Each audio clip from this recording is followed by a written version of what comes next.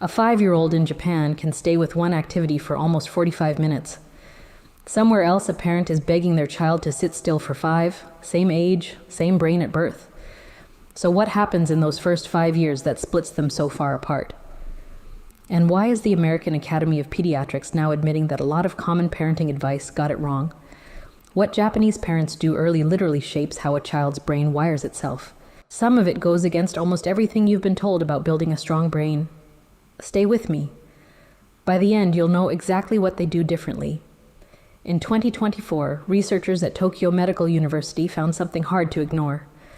Children raised with a handful of specific early habits showed up to 40% stronger focus, memory, and problem solving by age 7. Not because of flashcards, not because of apps or expensive brain training kits. These Japanese parents build strong brains with plain everyday habits that cost nothing. Habits that quietly run against most of what Western parenting sells you. But the first one is the hardest for modern parents to accept. Here's what most parents miss. In a lot of homes, certain routines are treated as flexible. Bedtime slides an hour for a party. Screen time stretches because it buys 10 quiet minutes. Outdoor play waits for perfect weather. Japanese parents flip that completely.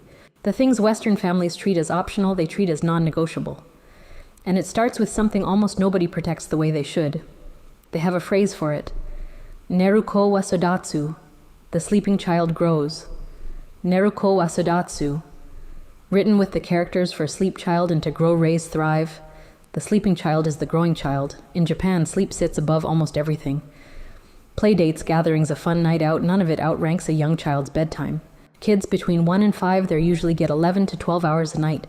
Many toddlers elsewhere run closer to 9. That gap matters more than it looks. Research from Osaka University shows sleep is when a child's brain files what it learned all day. During deep sleep, weak connections get stronger and the day gets folded into long-term memory. And this is where it gets interesting. Cut that sleep short even by an hour and the filing gets interrupted. Think about your 2-year-old fighting bedtime, kicking, asking for one more book. That resistance feels like defiance. It's actually an overtired brain that missed its window to wind down. Japanese parents guard the same bedtime every night, no exceptions for convenience. Because a rested brain focuses better, learns faster, and handles big feelings without falling apart. And that steadiness sets up the second habit, which happens entirely outside the house. Japanese children spend at least an hour outside every single day. Rain, cold, gray, sky, it doesn't matter. There's a quiet idea behind it. Shizen ni fureru, to touch nature, to come into contact with it. And this isn't a fenced playground with plastic equipment. It's dirt, trees, puddles, open space to roam. Studies from Kyoto University show natural settings directly shape the developing brain. Time outside lowers stress hormones. That drop lets the prefrontal cortex, the part running focus, decisions, and self-control, mature the way it should. Here's the part nobody talks about.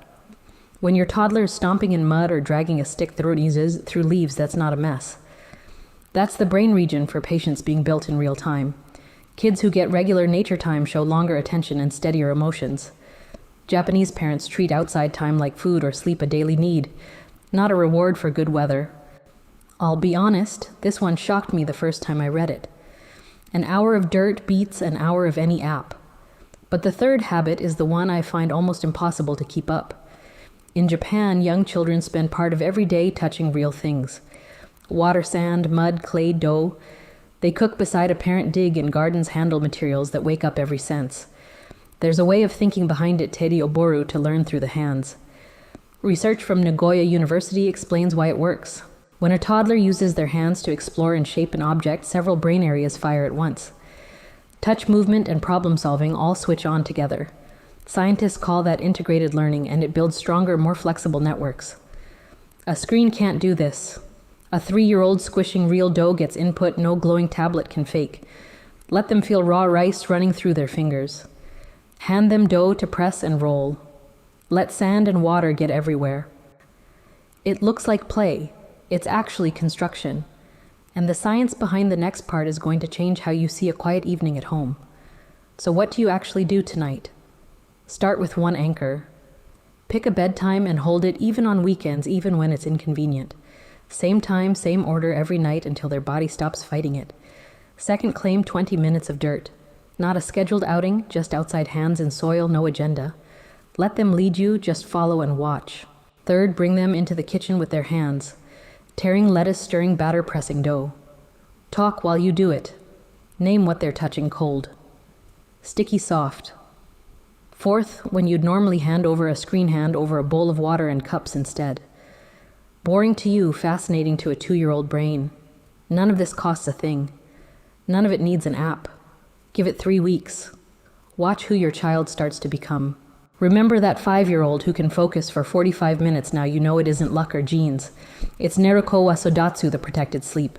It's Shizen ni Fureru, the daily hour in dirt. It's Teide Obaru, a brain built through the hands. The first 5 years aren't for drilling letters or racing ahead. They're for laying a foundation strong enough to hold everything that comes next. Rest, dirt, real things, real attention. That's the Japanese way to build a strong brain early. If this shifted how you see those small daily moments, subscribe. Next week, why Japanese toddlers sit still so easily, and the one practice that starts it as early as 18 months.